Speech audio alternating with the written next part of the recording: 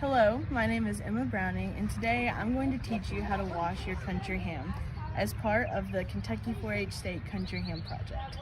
So, just a little bit of background. These hams have been hanging in our ham house since January when we put all of the cure on it. The cure is a mixture of salt, brown sugar, and other spices. We wrapped them up, hung them, and they needed to be in there for at least 40 days under 40 degrees.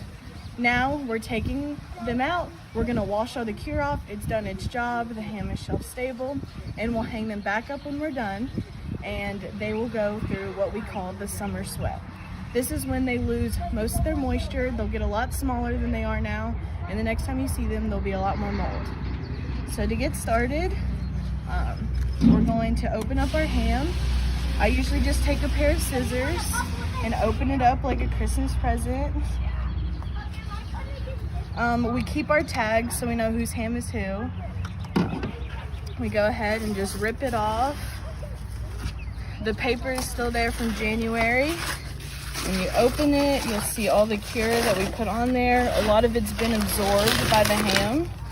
You see that there's mold on there. That's totally normal. That's our job now. We're gonna wash some of it off. We're gonna kind of scrape some of this extra cure off, and we'll stick it right in this tub, and we'll just start washing it. We take kitchen brushes, like any of the brushes you use at home. I don't recommend washing your dishes after you wash a ham, but we use the same brushes for this. And you'll just kind of try to scrub all the cure off.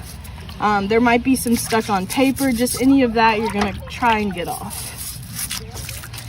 You need to make sure you get all the cure off of the hock too. You'll get messy. That's why we always recommend people to wear an apron or wear old clothes they don't mind getting dirty. You will get a little bit dirty. If you look at the water when you're done, it's very gross, but that's just a part of it. You're going to try and wash it all. Sometimes it's kind of hard. Just kind of scrape all the mold, scrape all the cure off. It doesn't have to be perfect. We will take them out again in about July, August, and wash them before the state fair. The main thing right now is to just try and get most of the cure off.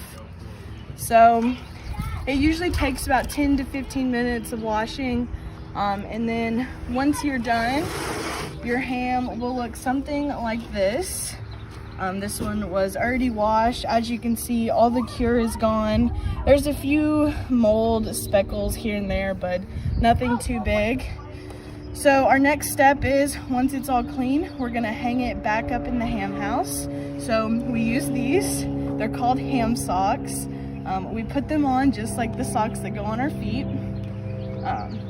If any of you have ever worn pantyhose, we tell people to put on pantyhose when they're hanging their ham. So we kind of scrunch it up like this.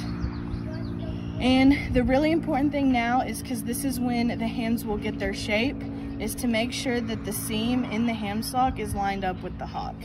So we line it up right there, and we put the sock on.